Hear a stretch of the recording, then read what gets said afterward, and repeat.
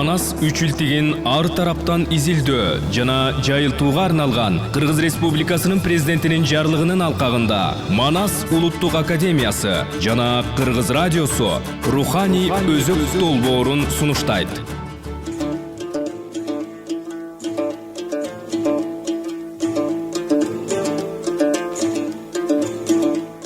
Бул долбоор кыргыз элинин кенже эпосторун жана элдик поэмаларын кеңири жайылтуу, улуттук маданиятка көңүл буруу максатында радио берүүлөрдүн сериясын даярдайт. Эртабылды эпосунун кара сөз варианты. 12-чи уктуруу. Микрофондо Кыргыз Республикасынын эмгек сиңирген артисти Чыңгыз Мамаев.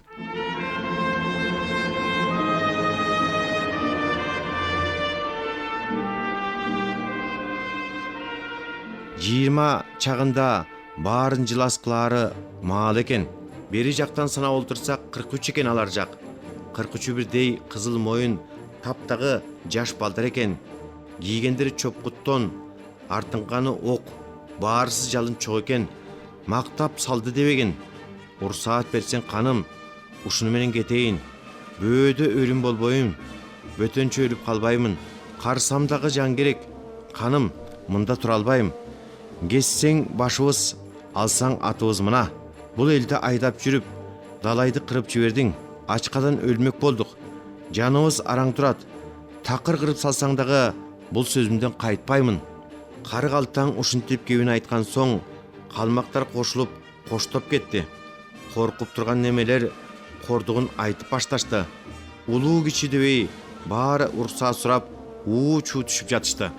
Чалгалмак ачуусу кайтып келип, ары кайсын ойлоп, кана такыр кырып салсамбы, же баарың элге кетирип, өзүм жалгыз калсамбы? Кой, өз элимди өзүм кыргын кылганым болбос.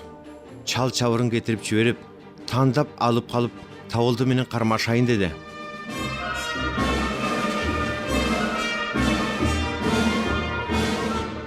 Кары картаңынан, жөө жалаңынан жарадар болуп жалдырагандарды, жанба калбай алсырагандарды бөлүп санаса 1200 киши болду. Буларды кетирип аттуу тондуусунан, аябаган жоондусунан, аябай катуу болумдуусунан, көзгө таар мергендерден, көп мөөрөй алып бергендерден, ишенимдүү баатырынан, илечил акылынан, жарактары мыктуусунан, жалтанбаган ыктуусунан тандап 3000 кол алып калып кеңешке киришти.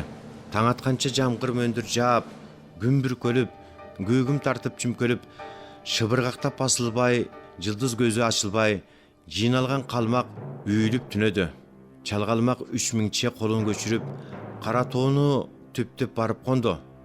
Табылды баатыр уйкусунан ойгонуп, тамакка тоюнуп, 2 жигит алып, калмактын журтун көрүп келем деп, жөнөп баратып 40 жигитке мындай сөзүн айтты. Баракелди 40 жигит, эрдигиңерге маашыр болдум. 6000 калмакты атышып жатып кетирдиңер.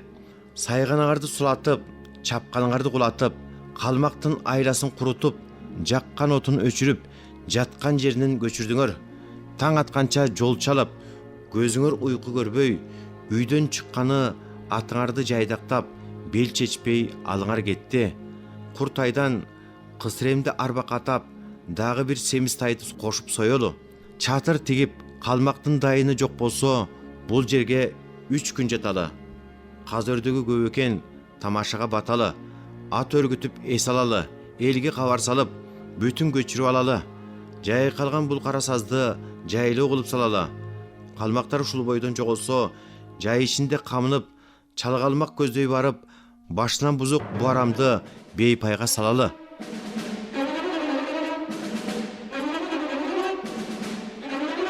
Кырк жигит кысыремди тайды союп, чатыр тигип, чатыраш ойноп, баарысы жатып калышты.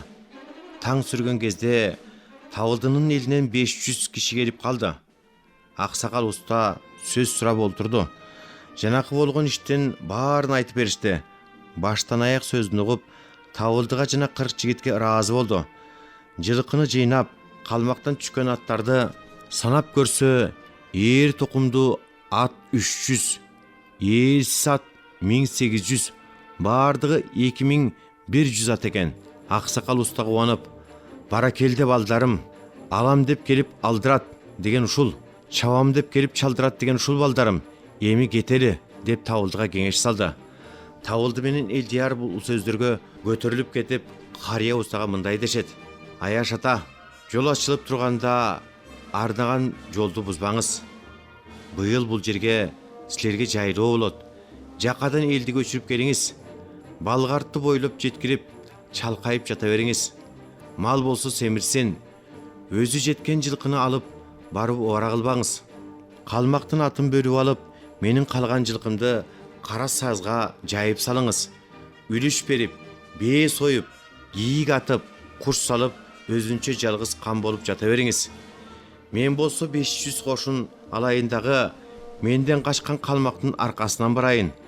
Алдымдан жоо кабылса, атын тийип алайын. Эгер жеткирбей кетип калса, айылына барып, жылкысын тийип, өрүштөн жылас кылайын. Артымдан кууп чыкса, алмадай башын алайын. Мындан кийин чал калмак баштан бар калмакты кыргыздын атын укканда кыңк эттиргиз кылайын. Элдияр толкуп кетип сөз айтууга шашылды. Табылды рас айтат. Жайытка калмак келгенде жазасын берип качырдык. Кумурскадай болсо дагы кубаты начар элекен, 500 колго беттешип 43 кыргыз салыштык. Барсын балдар деп батаңызды бериңиз. Ажал жетсе өлөлү, аман болсок келели. Алышкан жоону жеңип, атагыбыз чыгып, жер жарсын. Элдияр менен Табылды ушинтип суранып, балдардын баары катары туруп, моюнуна камчысын салып, калың элден дуа алып, муңайып карап турду.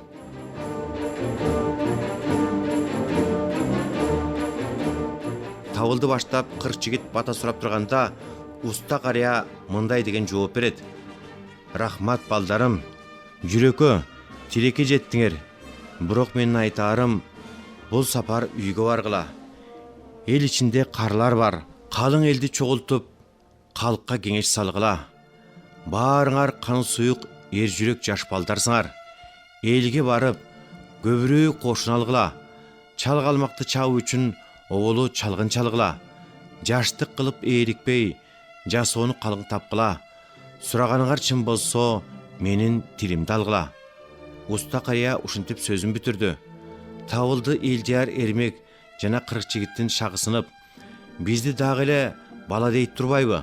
Мейли. Алдынан алакан жайып бата сурап кеттик. Бул келген 500 кишинин барганы барсын, барбаганы калсын. Калмактан түшүрүп калган аттарды бул келген эл олжо кылып кетсин. Жылкыны бул жерге таштап, өзүбүз чал калмактын артынан барабыз дешип, 2 бээ союп, 2 конок кылып, калмактан алган 2100 атты соок атыңар ушул деп келген элге берип, 40 жигит чал калмактын артынан жөнөмөк болуп, 15 бээ 10 журго кошуп, артып, Аяш атасы устага таарынгансып жөнөп бара жатып, Табылды мындай кебин айтат: Кыргыздан 40 бала чыктык, кыяматтык дос болдук. Аяш атам уста менен коштошуп алып кетели. Касташкан жоону жеңүү үчүн баралы деп талап кылалы. Ат башын кайра бурбай, азыр бата сурайлы. Аяш атам жарыктык ажалдан алып калчудай аяңгансып турат. Аттанган сапарыңдан айнагандай иш болбойт. Чал калмак баары бир акыры бизди тим койбойт. Жайкын жаткан кезде жылкымды тийип алып, туюк белди ашуу кылып салган калмактын кароол жасап, күч жыйнап, капыста жатып алганын кайдан билдик? Камнып чыккан чал калмак качып кетчү эл эмес. Душман жок деп тынч жатуу бизге ылайык иш эмес. Береги кара тоого болсо ашпай турган бел эмес. Кең балгарт жашырбай койчу жер эмес. Жаман эчки үч эмчекте кулжасы куюлуп, аркары төрүндү жайылат. Төшүндө эшки текеси каршы терши чуурат. Ошого чейин барып, калмактын изин чалайын. Башы жууку Барскондун ашууга чыгып барып, ысык көлгө ашыкпай дүрбүс салып, калмактын кайда экенин алыстан байкап көрүп билейин. Урматтуу радио окуучулар, сиздер Манас улуттук академиясы менен Кыргыз радиосу тарабынан даярдалган Руханий өзөк долбоорунан Эр Табылды эпосунун кара сөз вариантын угуп жатасыздар. Уландысын келерки дүйшөмбү күнү ушул маалда улантып уктурабыз. Эр Табылды эпосун кара сөзгө айлантып кагазга түшүргөндөр Таланталы Бакчиев, Айгерим Кубанычбекова. Текстти көркөм окуган Кыргыз Республикасынын эмгек сиңирген артисти Чыңгыз Мамаев, режиссеру Жыргаламанова, редактору Жаныбек Эсеналиев.